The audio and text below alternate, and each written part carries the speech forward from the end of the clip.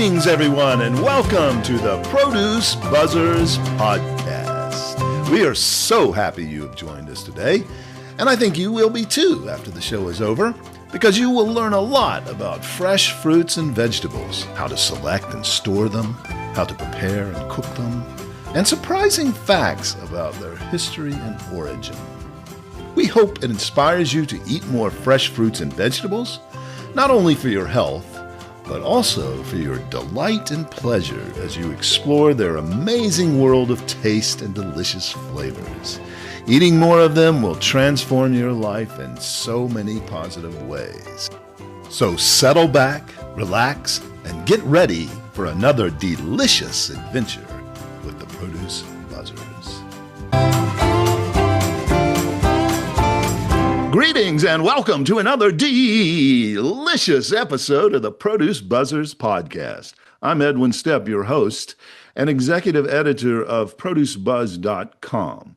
I'm joined once again by Teresa Nolan, the founder and president of Produce Buzz, along with Rick Stepp and Cynthia Benedetto, both contributing editors to Produce Buzz. Now, Produce Buzzers podcast fans, we've got a unique subject and guest today to help you learn more about your food. We're stepping into the future of food, and it might look a little different than what you expect. Our guest today is Ozaskinli, a food futurist and partner at ValueGene, a firm that helps companies understand emerging trends, consumer behavior, and the forces shaping the future of the food industry. Ozan works at the intersection of innovation, strategy, and food systems, helping organizations anticipate what's coming next rather than reacting after it arrives. When most people think about the future of food, they imagine lab-grown meat or high-tech gadgets in the kitchen, but the truth is that fresh fruits and vegetables are at the center of some of the most important shifts happening in food today. From health and sustainability to new technologies, supply chains, and changing consumer expectations. In the produce world, we're seeing everything from AI-powered agriculture and controlled environment farming to new varieties bred for flavor, nutrition, and resilience. At the same time, consumers are demanding more transparency, more sustainability, and more connection to the origins of their food. So today we're going to explore the big questions. What will the produce department look like in the next 20, 20, or even 50 years? What trends should growers, retailers, and consumers be paying attention to right now? And how can the fresh produce industry stay ahead of the curve in a rapidly changing food landscape? Ozan, welcome to the Produce Buzzers podcast. Thanks for joining us. Great to be here, and thank you for having me. Yes, we're excited to have you. We're going to delve into this, but into the questions we were teasing there. But I want to know about Ozan. Tell us about your background and, how did you get into this field? Yeah. I spent all of my professional life in consulting. I worked across multiple industries early on, but for the last decade, I focus on the food only. And because I really find it dynamic. So people maybe don't see that part much. So when we look at our plates, it seems the food does not change, or it changed quite slowly because it's cultural, it's experience. But in the back end, a lot of things are changing. So the journey of the food is changing every day. And it's really sits in the intersection of health, agriculture, manufacturing, supply chain. So there's a lot of things to learn, discover every single day.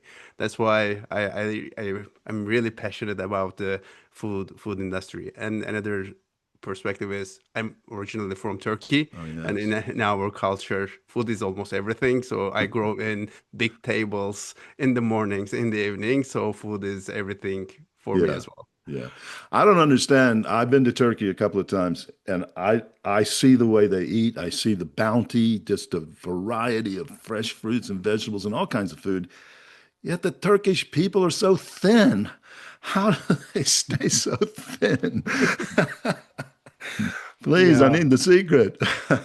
Yeah, to be honest, we eat, especially in the west side of Turkey, we eat a lot of fruits and vegetables. So really meat was in our table was always the secondary Interesting. food. So like we Yeah. had always at least two, three different type of vegetables in our plates. It's not always the same. If you go to the east side of Turkey, you will see more demand for meat. So some Oh. people don't leave the table without having any meat at all.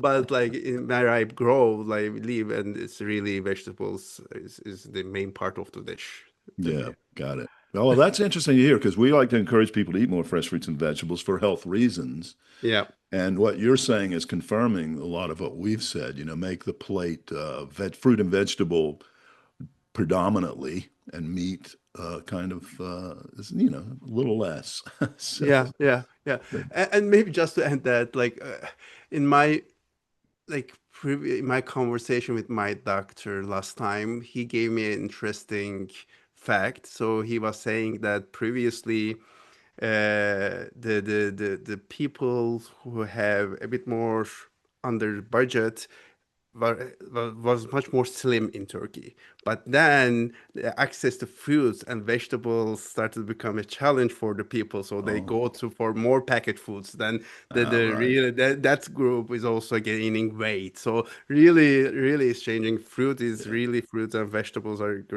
great evidence that like he has huge impact in the entire country's like yeah, health and yeah. wellness. Well, I'm sorry to hear that processed foods are taking up that, Yeah, but yeah, but you still have a lot of variety, and hopefully it's yeah. not getting too expensive. So that's great. That's good. So we teased that we're going to talk about the future of food, and specifically, we're going to delve into fresh produce. We don't mind if you want to talk about some other aspects of food, but our focus is fresh produce. But you are known as a food futurist. What exactly is a food futurist? Maybe it's very obvious from the name, but maybe you can define it for us a little No, bit. uh, it's really about thinking about the forces that will impact the food industry in the future. So I'm spending most of my time to help the companies to solve their problem that they have today, but also allocating significant of my time to think about the forces in the future. So it is longevity, home cooking technologies, climate, food technology, food economics. So we are trying to look all of these forces and then trying to understand their dependencies, the way that they interact, and trying to convert them to some actionable tasks that a processor, a producer, a distributor should think about today. So I would say really the food industry is entering a period of change that is more profound right now because the 20th century food system was built around cheap calories, scarcity. Now it's changing. So we are heading a different direction, and this generation needs to solve some of the problems that we have today. And I'm trying to think about how the industry can overcome those challenges in the future. Yeah, and they're huge challenges, and nothing is more important than the food supply. So the work you are doing is very crucial. So hats off to you. And Value Gene is the company you work with. You're a partner there. Tell us about Value Gene. What do they do, and how have they impacted the food industry? Value Gene is a boutique consulting firm just working on the food industry. And we are focusing on three main areas. One of them is the strategy side. So we help companies to think about their portfolios, investment choices based on the short term and long term trends. And the other side is the commercial area. We work with the leadership teams to strengthen their marketing and sales efforts in the organization. And the other side is operations. So we work really directly with the supply chain leaders or the plant teams to improve the, the efficiency, reduce the costs, cut the waste. So with like minimum investment, so they can really get benefit from their efforts. Yeah. And on top of that, like working directly with clients, we are always trying to bring new perspectives. So we are always writing white papers about the upcoming trends in the markets. So whether it is humanoids, GLP-1, ultra processed foods. So we are trying to put our perspective and then share with as many people as possible. Yeah, excellent. That's important work, and and there's a lot of factors, but it sounds like you're involved in a lot of aspects up and down the food Yeah. supply chain, and that's good to know. Well, let's talk about when you look at the global food system right now, what are the biggest forces shaping the future of fresh fruits and vegetables? First off, if you want to talk about some other aspects of it, that's fine too, but let's focus on fresh fruits and vegetables. Exactly. Fresh produce is really like one of the core areas that I'm interested in. And the the the f- the first one that everyone knows and talks these days is the longevity. I think Uh, that will be here for a very long time. So we are now talking about reaching 90s, hundreds with an active body and mind. And this is not about having only a single healthy plate. This is really about what we will eat along the way. And then whether it's a fiber, like functional benefits, like everything that we will eat will be linked to longevity going forward. oh, This is one thing that we are talking about with the companies. The other one is, I believe, the home cooking. oh, I'm really hoping for that the home cooking is coming back, because we know that one third of Americans say that they don't have time to cook. Maybe they can afford it, but maybe they can have the best vegetables, best fruits, best meat, but they don't have time to cook. interesting. And technologies is it will help on that front as well. So far we had only air fryers, smart ovens, but I believe new devices.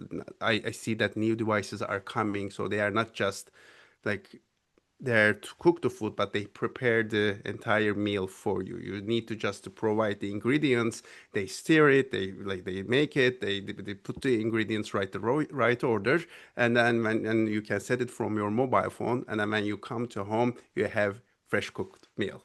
So I think Really? yeah, That's yeah, exactly. There is a company called Nosh. They are bringing their first product to the market in April. So like, I'm really looking forward to it. So I will wow, definitely that's try it. exciting news. Yeah. That it's a is it a it's not a robot we're talking about. No robotics involved. Yeah, it's not a robot. So they have like you have a tray. So you prepare all the ingredients and then put in the tray and then put in the machine. You schedule the time. Like everything is there, like oil, water, all the spices. It mix it and make it ready for you.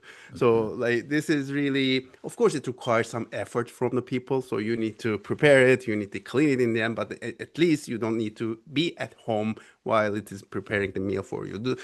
And this is, I believe, the first step. We will see more of those like technologies coming in the next couple of years, but eventually the thing that it will really change the dynamic will be the humanoid robots at our houses. So Yeah. that's the one. I think that will definitely solve the problem. Uh, and like we know that like Tesla's Optimus like scaled production is planned for 2027 summer. So it means that we can really start to see some like robots in our houses end of 2027, like 2028. So it's not that far off anymore. I'm not sure whether they Interesting. will be able to cook a good meal in the beginning. It's Yeah. that's fine That's if they true. can just make the egg in the very Right. beginning. But Uh, like that's I think that's really take away the like constraint of convenience and being able to cook at home, and so people will more cook more at home, will eat some more food at home rather than going outside just for convenience, right. because we also know that today like 70% of the people eat outside because of convenience, because they need food that time they couldn't cook at their home, so they have to make it. So this will change the entire industry. Yeah. Is this company by any chance going to combine? It sounds like it's a machine of some kind or Yeah, something it's like a an air kind of fryer. microwave size Okay. like machine. Yeah. Are they And that's what I thinking? want. I wanted to know, sorry, because I'll forget. How is it cooking with microwaves? Is it forcing air like an air fryer? What's the medium in which it cooks? It's really And is it cooks. one big? like a crock pot situation? So it's a really like microwave type of machine. It has a really pan inside, and then there is an arm that is like putting the ingredients and then steering them, and then based on the order in the recipe. So like they have a recipe, they have like right now, if I'm not wrong, 500 recipes. So like you can really cook anything almost that you want. You can create your own recipe, but not, it's not air fryer, it's not like microwave. It's really like cooking it and steering it, like panning it, like with the like small robotic like arm in the machine. But So but is it used? So you're saying you don't even have to be home. So does that mean that it's has the safety of a crock pot and you just turn it on and it yeah, starts and stops and it's not going to burn your house down? I hope so. I But can't promise. the problem with the crock pot is I always want to sear the vegetables and protein first and then transfer it to a crock pot, and then that can cook all day. But you have Yeah. to sear that first. So how are they going to get past that? So now what they are doing is like you really put the fresh ingredient to a tray, and then there is a recipe. It takes the ingredients one by one. At the like also the oil inside automatically because it has a cup like for oil and water, and then it steers it one by one. And it's even look at the how the onion, what is the color of the onion? Is it Huh. really ready to add the next ingredient to top? So Interesting. like so it's really cooking the meal for you, and you can even adjust it by your type. Do you want more spice? Do you want like more cooked or like less cooked? So you can even play with these things. So it's really like profound. It's completely different from what we like see in the market right now. So, but I didn't test it, so I cannot prom. I don't have any promise, but definitely like I Right. The ordered picture one. looked really good. I like the idea. Well, we got off a bit on a tangent there. You're probably sorry you brought up this machine, but but it's interesting. It's fascinating. So I'm No, glad we did talk about it. But let's yeah. get back on to the future of food here. From your perspective, is the produce industry adapting quickly enough to changes, or are there areas where it's falling behind? Uh, on the positive side, I think the produce industry, especially in the US, like made great adaptations in the last years. If you look at berries, Mhm. strawberries, Yeah, blueberries, domestic production has grown nearly 80% in the last 15 80%. years. Wow. And like people like growers shifted from oranges, grapefruit to the berries, and then there's a huge take up in that one. I think this is a great news. So we see that if people find the right opportunity, they really go into that direction. But there are certain areas that I feel like also produce industry is falling a bit behind. One of them is the convenience. Of course, now we have more precut foods, ready to eat salads, and much more different formats right now, which is great because people can eat them on the go, like find an opportunity to taste different things. But I still believe there is much to do. So we are just discovering that part. Yeah. And the second one is really the branding and storytelling. We all know that like large CPG companies are great in that one, and then it Mhm. takes a lot of attention. So we don't see that in the produce industry. Right. And what I believe is like we are seeing this in the produce industry, the competition is the another producer, but actually it's also the granola bars. It's also the other packaged foods, healthy Right. claim packaged foods on the aisle. So I think the focusing on the really the branding, the storytelling, and differentiating the produce industry is really important. Yeah. And the last one is the efficiency. What I see is, especially in the processing side of the food industry, the companies made $1 billion of investments in total, but the efficiency has decreased 6% in the last 15 years. So Hmm. despite all the money that we are throwing, like the efficiency is decreasing. And I can understand that because the complexity is increasing significantly. Like, there is new products come on the market, new things that we are trying. And we also know that in the produce industry, there's a challenge around it. It's like labor challenges. There's a lot of labor challenges in the industry. So those are the things I think that needs to be addressed. So there are some great stories, but especially the convenience, the branding, and the efficiency part of it, I believe there's still way to go. Yeah, branding for produce has been difficult. I think a lot of that has to do with because fresh fruits and vegetables are not widgets that can be stamped out on a production line, Yeah, always the same, exactly the same. yeah, So it's hard to build a brand sometime when you have varying qualities of the product, and people kind of. So a lot of produce companies haven't done that. We've tried to encourage them, and one of the things we want to do with this podcast is help those growers and shippers reach the consumers with their brand, and we're seeing yeah, more and more of those companies trying to create a brand that's recognizable. There's really very few. If you ask people on the street, can you name a produce brand? They can say Sunkist, maybe Dole, Del Monte, maybe Driscoll's. Driscoll, yeah. yeah, yeah, And now these clementines, cuties, and halos. I think some people recognize that yeah, as a successful yeah. brand. And Well, how then do they? there's Oh, go ahead. yeah, sorry, and they're still the large company brands. Like, what about Yeah. like a specific brand of a berry? So what I'm finding right now is in berries, we starting doing this more because they are really in the entrance of the every like grocery. Yeah. And I have a daughter of like 10 years old, and now she has a favorite brand of a berry. Oh, So, which is a good okay. news, right? But we are still at the early stages of really building a Yeah. brand story for the Right. producer. Should I ask what that brand is? We probably had them on the show. I don't remember, so Okay. that's my bad. All She right. knows, but I don't.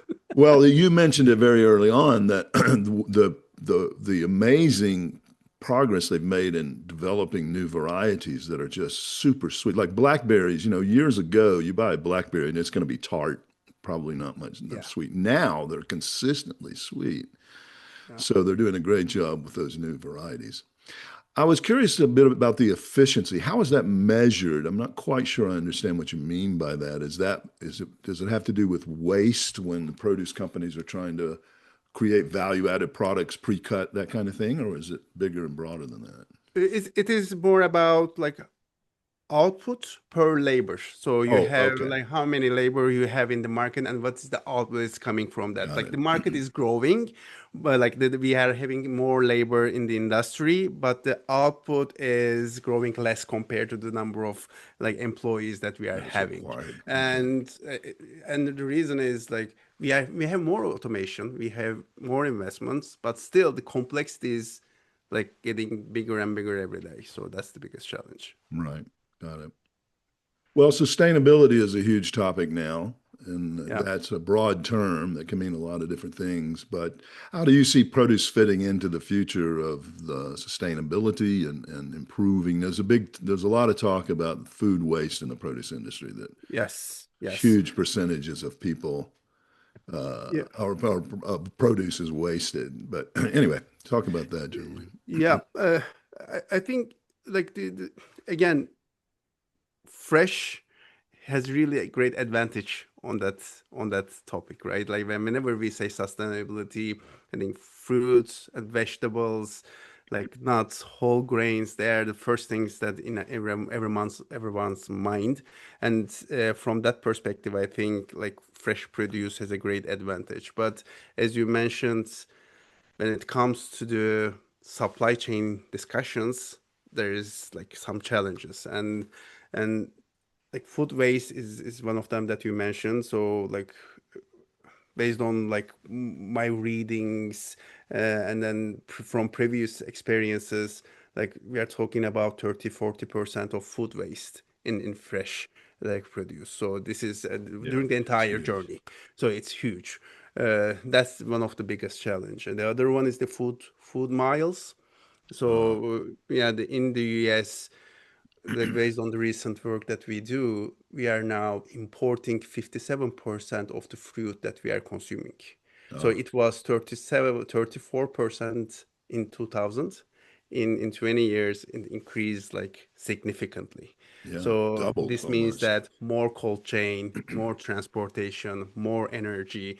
It's great that we are having access to all the options globally, but this means that we are they are traveling more.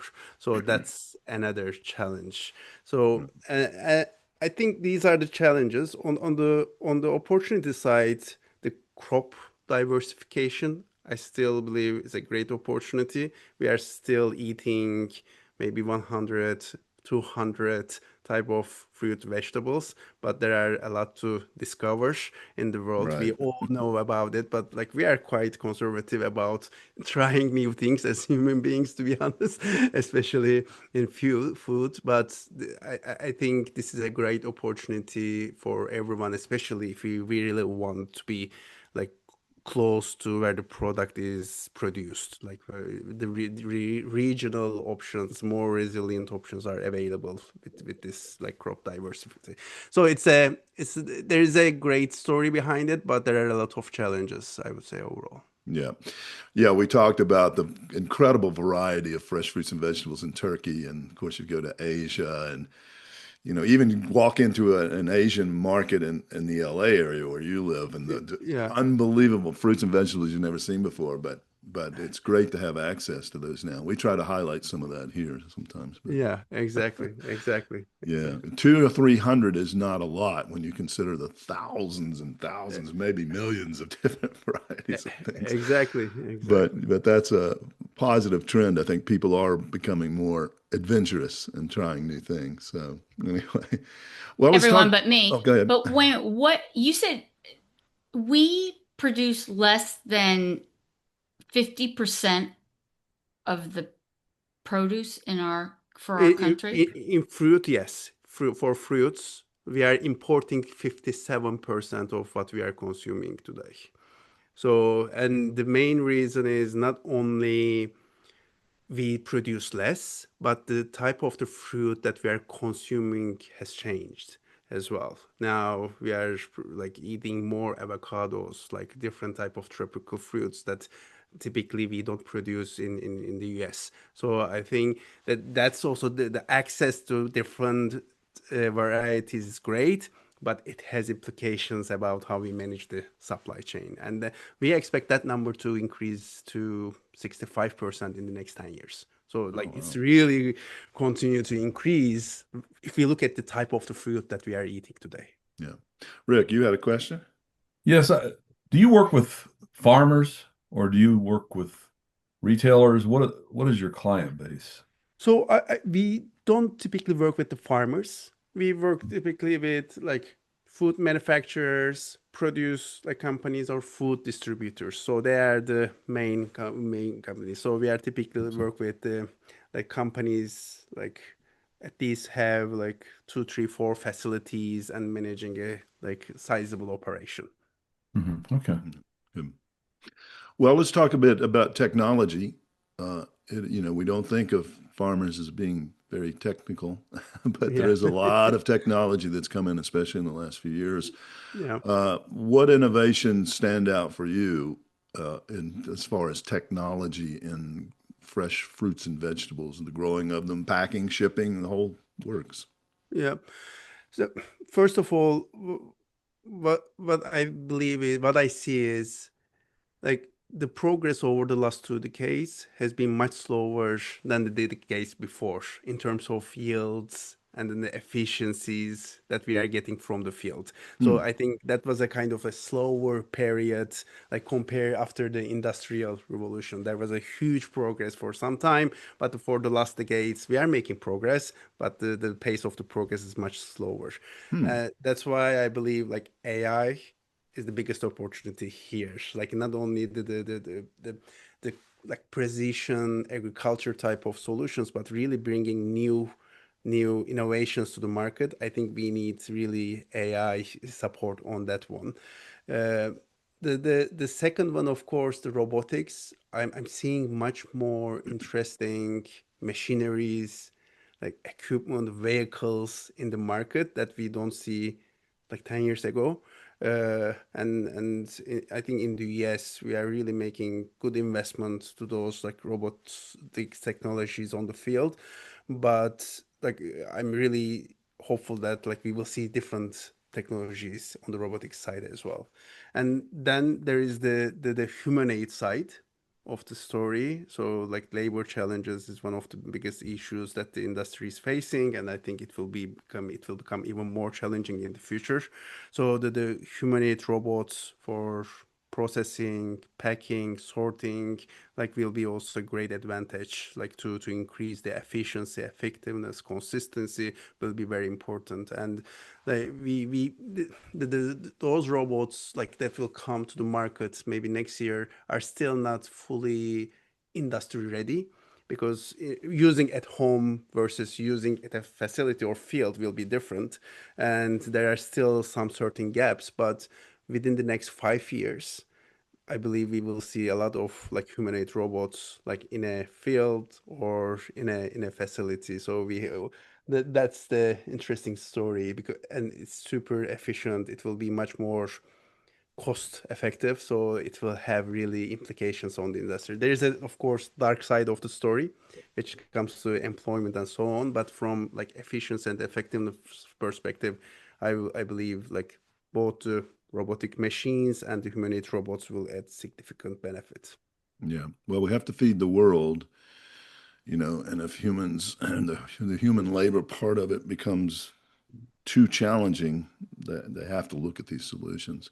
We had an Yeah, apple grower on, just I was thinking about as you were talking about they have equipment now in their packing lines that can look inside the apple, like a CAT scan or an MRI or something, and tell if the inside is rotten, and it'll toss it out. They don't have to even a human hand doesn't have to touch it, yeah. and they can do all kinds of evaluations of each piece of fruit. And it was just amazing to see what was happening there. I'm sure you've probably seen some of these things. And Mhm. Yeah, exactly. So it's getting harder and harder every day. I see, like in my clients. So I have clients that are not able to run the third shifts effectively because they are not able to find anyone who wants to work from 2 a.m. to like 9 a.m. in the morning. Or you right, find like people, but they don't have skills there. There's a like skill gap, so you don't get the most benefit. So really there is a like downside in the humanist story, but I also feel that the industry really needs it to make a step change. yeah. Well, talking about feeding the world, there are some new farming techniques. There's indoor vertical farming, and these things which claim to have, a lot of efficiencies in that, and it makes sense. But we've also talked to people who feel like it cannot be profitable in the end. So, what are you Yeah. seeing in that world, the indoor vertical farming, as opposed to being out in the field? Yeah, indoor farming, greenhouses have really made good progress, especially for leafy greens, herbs, microgreens. Like in those categories, I think the economics works, because the products are high value, lightweight, and it's like shipped poorly over long distances. So Yeah, growing them closer to the consumer really reduces the weight, extends the shelf life. So there's a lot of benefit.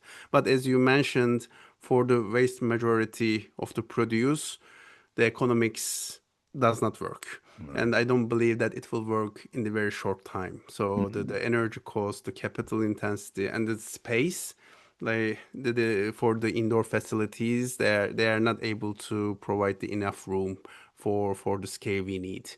So I believe like these controlled environments has a really strategic role, but in terms of resilience, rather than really feeding the world through them. So I see them more a kind of like insurance, but not the main like policy or not the main approach. So it's very important to have them, especially in a world that's like the climate disruptions become more frequent. But most likely we will not see them in a large scales for most of the fresh fruits and vegetables that we see, to be honest. Right. Yeah, we've talked to several, most of them they were Canadian growers who grow in greenhouses, and they're producing quite a bit, a lot of different varieties of things. But the dirty little secret that they all, not all, but some have told us is the only way they can make it profitable is by growing marijuana. So I won't name any names. Well, they do it legally. They're in Canada. Yeah, exactly. It's not a problem there, but they do tell us it's a struggle to grow tomatoes and peppers and make it profitable. So, but Yeah, yeah, anyway, yeah. that's something that it makes a lot of sense. But another area I just pop into my head, and I hope I'm not taking this off on a tangent, but the Dutch have always been really good at growing. I don't know if you work much in Europe. You probably do since you're a European citizen. Holland has been way ahead of that for years. And Yes. what's happening there? They must be profitable because these companies are going Yeah, in. exactly. So I think you're right. So it is very surprising compared to their like size of the country, how much they produce, and they are very effective. I think they are using really the right technologies from the early beginning. So from technology wise, from the approach wise, from the structure wise, they are the most structured like growers that I seen, to be honest. I think that's the difference. They really approach it much more scientific rather than like just seeing this as an investment and see how it goes. So I Right. think that was the biggest difference. But of course they are much better in trade rather than in production. Yeah, that's They're, true. they're They've been ahead of us stronghold. on that too for a Yeah. long time, Yeah, going back hundreds of years. But well, we're talking about feeding the world. We just recorded a podcast with a man who works for the Organic Trade Association, and we talked about organics.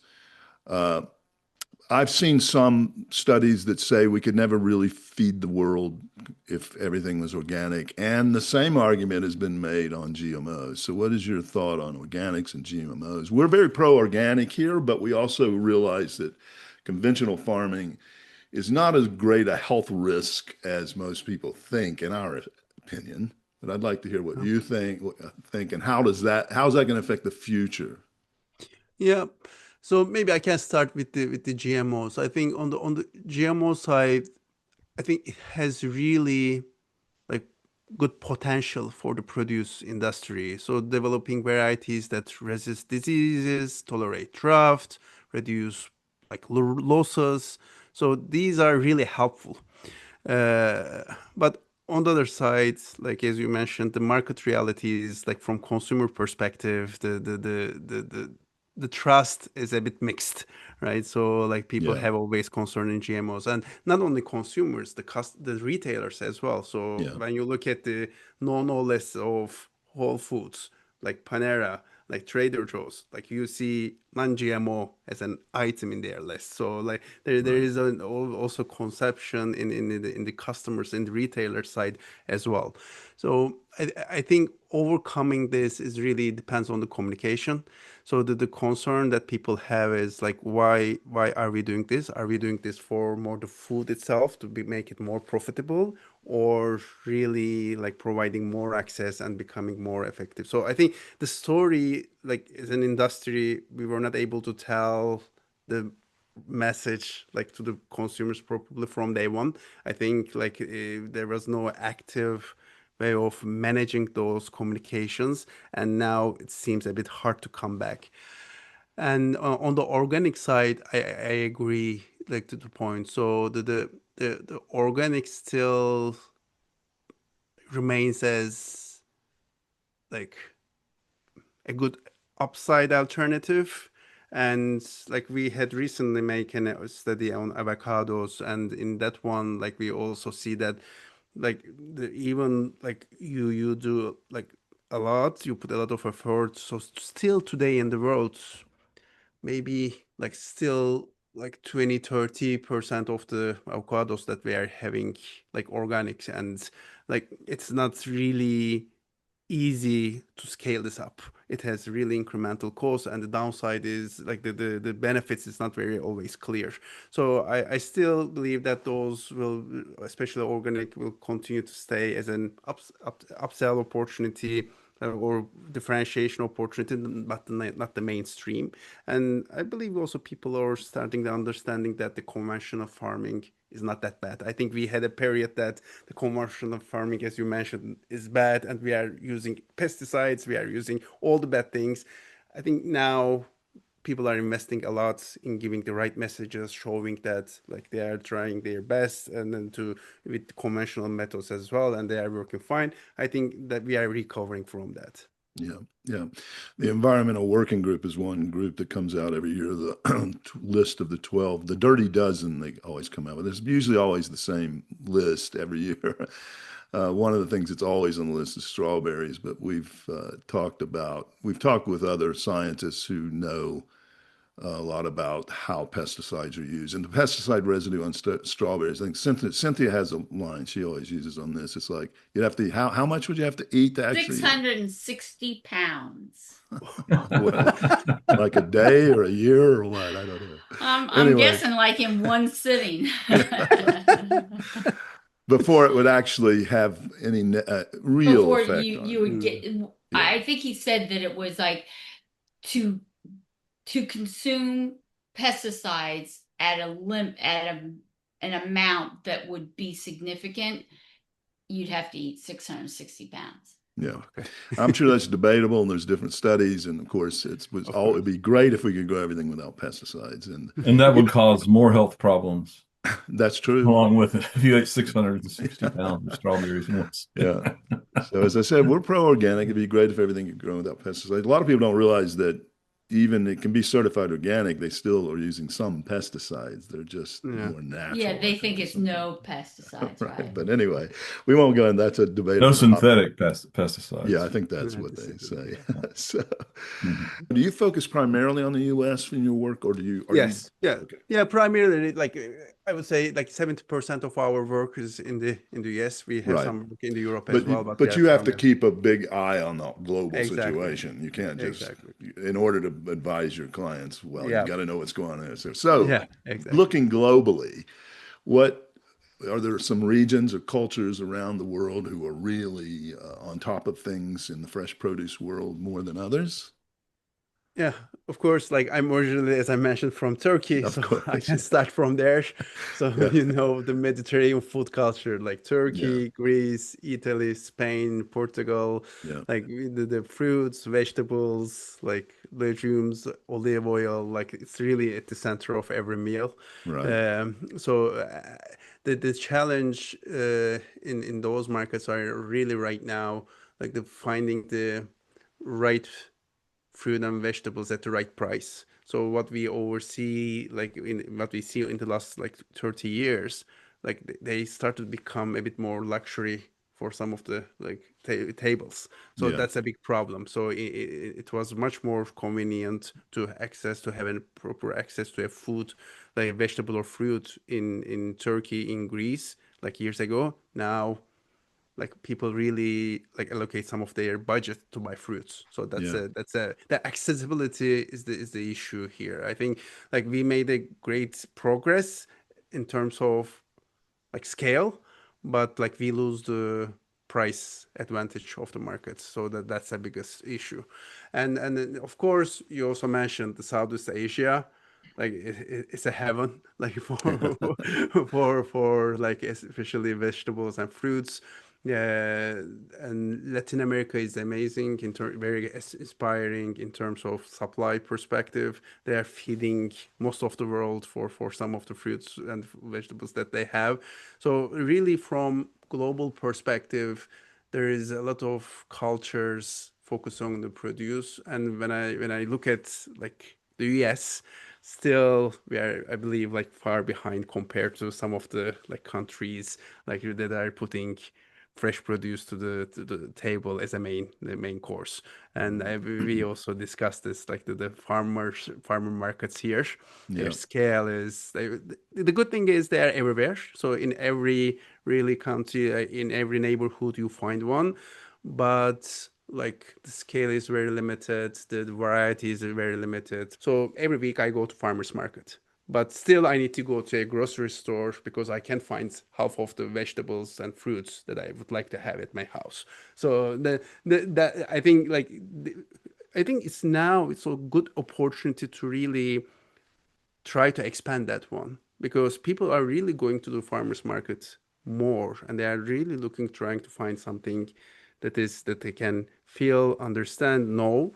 uh, I see like I believe we will see new business models in the future in the farmers market because there's a demand and some people will react on it and then we'll try new models in the farmers market. I know a couple of them. They are still in the beginning phase, but like people are trying to really expand that space as well. All right. Well, we're running out of time here, so I just want to get to some final. Well, let me just go to one final question for you. Okay. If we fast forward 20 years, what do you imagine the produce department in a typical grocery store might look like? And Yeah. what's the future general? Yeah, first thing that I don't want to see is that the produce department in the corner or on one side, like that is like some still, unfortunately, some groceries we still see that like there's like limited like aisles for the really fresh Oh, produce. This interesting. is Yeah. one thing that I don't want to see. But I also believe that we will see new concepts. What I mean by new concepts is like as longevity topics are becoming more important, maybe we will not see produce aisles as a completely separate aisle from the others in the future. So, for Interesting. instance, you can have some gut health products, right? In gut health, you can have both like produce plus the packaged food as well. Wow, that's Or you can interesting. have some like maybe brain health or mental health. So there are some people are looking for the right functionality for their problems, and we can see new way of like offering them to the people. So that's one thing that I will see. I believe in the next 20 years we can see different concepts than the past decades. And the other one is really a bit like worries me a bit is like this having humanoids at our houses. They prepare us for everything. Most likely they will order for everything as well. Oh, right. So Interesting. Say so that again? so if we have the humanoids robots in our Human houses, age robots. Yeah. yeah, Yeah. if they cooks for us, most likely they will order for us. So we will not order. So most likely the companies will sell to the robots rather than selling to Oh, us. So wow. like maybe it seems like a bit like long shot, but really, if I would be the company, if I'm getting from continuously from an order from a robot, like I will try to think about how I can attract that robot in a way that can select us. Of Yeah, course, like interesting. there's a human element in this. That's why the way that we offer the products, that we like make the products attractive, it can change. So Yeah, that's fascinating. Well, there are already smart refrigerators. I've seen these advertised that can monitor the quantity of milk, or it might be hard to monitor everything in the fridge. I can't Yeah, imagine so if you're that. just going to tell me milk, you're not doing me any favors. Okay, I'll go back and look at the 500 other things I got to think Yeah, of. right. Well, one thing How much about, ice cream is left? yeah, That, and you know what that's else I important. think? Like, I don't have like one of those ovens on the top, like, what are they called? Like, just on the top of your counter, just like a hmm little oven that you wouldn't turn on your big oven. A I don't microwave. It's called a microwave. gross. No, that's up there. But even that, like it's more clutter. So I can't have another human robot piece of equipment that stuffed in my house. So like I don't know that like somebody's gonna come in and like order for me. And my father was a chef, so this better be a really good piece of equipment that can like put it together. And Cynthia's a great cook too. So, she's, I've got a comment on the robot. Why not have the rooftop garden greenhouse and the robot grows the food and picks it and brings it down to the kitchen and cooks it? No, I'm Then laughing. Ozan we'll is just not call her laughing. He's we'll like just saying, call yeah. her the little red hen. No, Yeah, really. we can even have eggs. We can even have chickens up there, and No, they can no, take because care of who was going to help her? Yeah. The fox is too tired. This one's like that. So she went and Yeah. No, really, like these are the stories or the use cases are people thinking about. Maybe you can even like have them, can them, and then you can have your like store in your own house. So really, there are multiple use cases. But in that case, you will need most likely more than one robot. Yeah. yeah. And are they going to fold the napkins the way I want them folded? And if you ever have any input on these robots, make sure they program it like my Alexa device, the AI version of Alexa, Why? because I actually argue with her all the time. Oh God. I'll Over ask her a what? question, and if I disagree with the answer, I'll actually argue. Have it so that if you're late home from work and they've got the meal prepared, they actually say, "Where were you? The food has been prepared for 2 hours." Yeah. We want a And then the guy robot, not a comments, wife, "The Rick. toast is burned." Again. A Yeah. robot, not a wife. I don't want a wife. Yeah.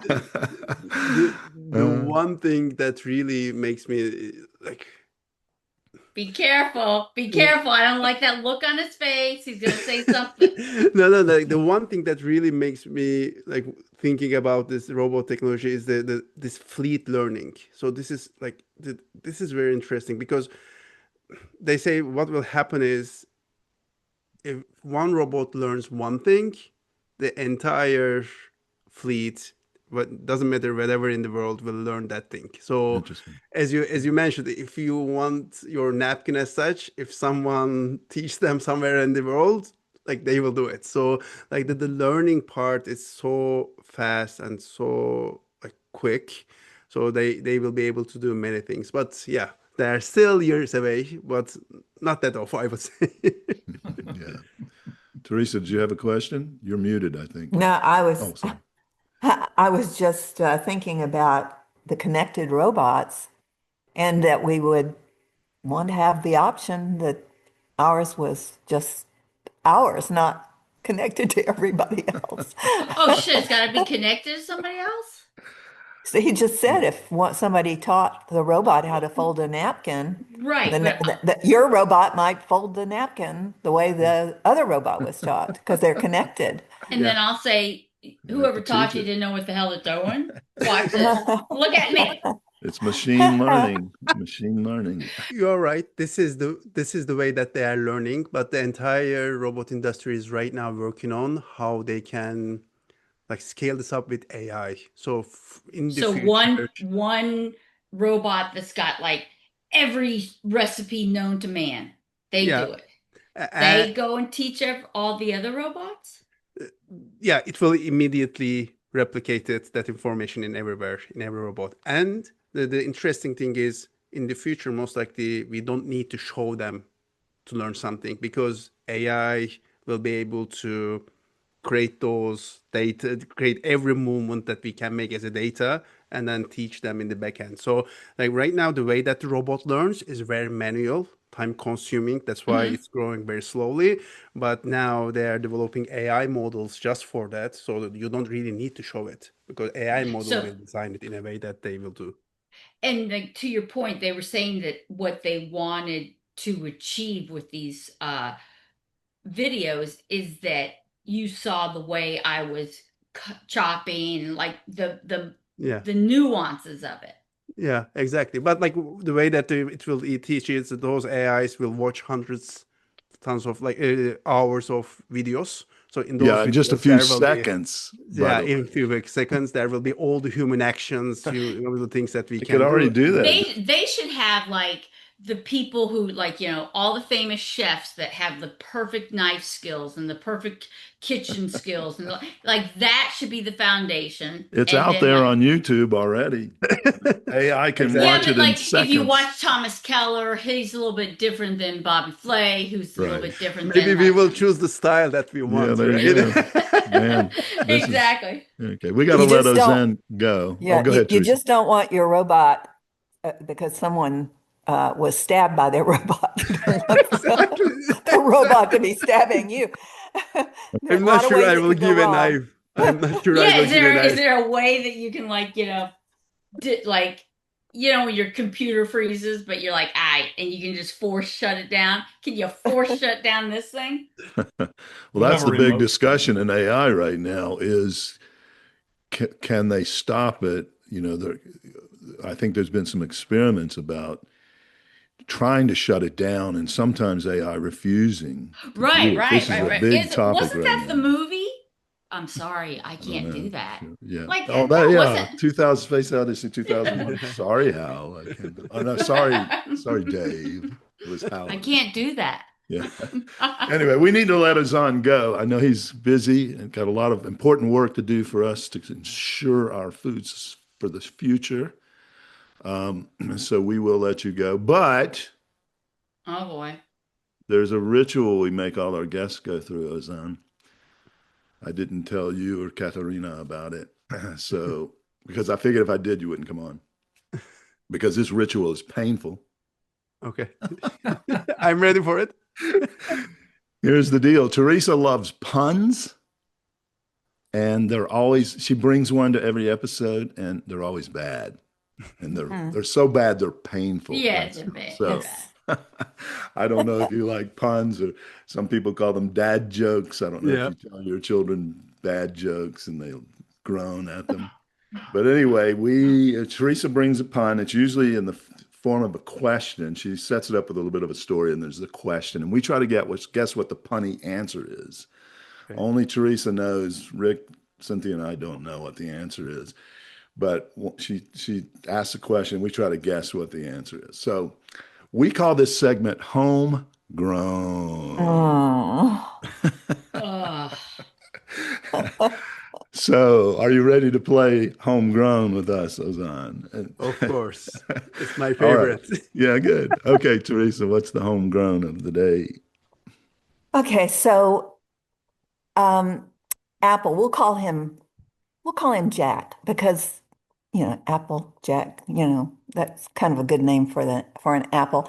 He was looking into the future and thinking about longevity, and he thought, people were describing themselves as having an apple-shaped body, and he thought, this is not good. And he thought, well, I'm gonna go to a fitness program, a gymnasium, and start working out so I can develop a better image for apples. And so he looks very carefully, finds a great gymnasium, goes, and Jack is looking at all the different options of classes and exercise equipment, and he walked around and looked everywhere, and then he looked at some of the classes and he just freaked out, and he ran out of the gymnasium. Why did Jack run out of the gymnasium, and what was he afraid of? Okay, so this apple, which is named Jack, uh, once he's ashamed at the portrait that people have of having apple-shaped bodies, and he's going to inspire them and get in shape. So he goes to a gym. He looks at all the possible equipment and routines, and something there freaks him out, and he runs away. So what is that? Mm. Rick, come on. You've got you. Rick is good at these. I'm terrible You at didn't want to be appealing. them. That's not bad. Yeah, that wasn't bad. He was Yeah. looking. Very good. He was. He thought to be appealing, he had to be appealed. I don't know. You kind of get the idea, Ozan. This is bad. Yeah, Really I got the bad. idea. I'm just thinking. So Yeah, I know. Apple Jack in the I'm gymnasium. coming, Mom. Apple Jack in the gymnasium. What are the apple? Oh, yeah. I don't know. I can't think of anything. And that was so bad. Like, I'm pretty impressed. They continually get worse. Uh-huh. And complex. I always think it cannot go worse than this, and yet you have found a way. Yeah. I can't make Sorry, any I connection. know. Yeah, I have nothing. Yeah, sorry, don't know. Okay, Teresa, you've stumped us again. Yeah. What's the Okay. answer? Okay. So he's looking at the fitness classes and he says, "Oh my goodness, crunches." And that scared him to death because he was afraid that meant they'd be eating him. Crunches. Crunches. Crunches. Oh, Crunches. oh. Isn't that Aw. awful? Yeah, that was That is really awful. bad. I mean, Yeah. like, sorry. I will Crunch. test it with my daughter. Like, Exactly. Don't torture your daughter, please. Okay. All right, Ozan, this has been a real pleasure. You've given us a lot of info. We didn't get through all the questions, but you did answer a lot of them. I didn't even have to ask them, so that was great. So we might have to have you back another time if you're Yeah. willing to come on and suffer the torment. Suffer, exactly. So thank you so much. We really appreciate you taking the time. thank you very much. I really enjoyed every minute. Thank you very much, Teresa, Rick, CJ. Thank you, Edwin. So it was a great pleasure. I really enjoyed it a lot. Great. You were fascinating. Thanks so Yeah. much for being on the show. It was very interesting. This is going to be one of our best. Yeah, All right. definitely. Thanks a lot, Ozan. Thank you Take very much. care. It was a great Bye. pleasure. Bye-bye. Bye. Thank you. Well, thank you, listeners, for tuning in to the Produce Buzzers podcast, brought to you by Produce Buzz, the gathering place for lovers of fresh fruits and veggies. We hope you were entertained a bit and educated a lot about fresh produce. Be sure to join us next time, and please tell your friends to do so as well. Like, share, and comment on our Produce Buzz Facebook page, and check out our website at www.producebuzz.com. There you will find articles about fresh fruits and veggies, how to select, store, and prepare them, as well as lots of interesting facts about all the wonderful bounty the earth provides for us. Until next time, be fruitful and don't forget to veg out.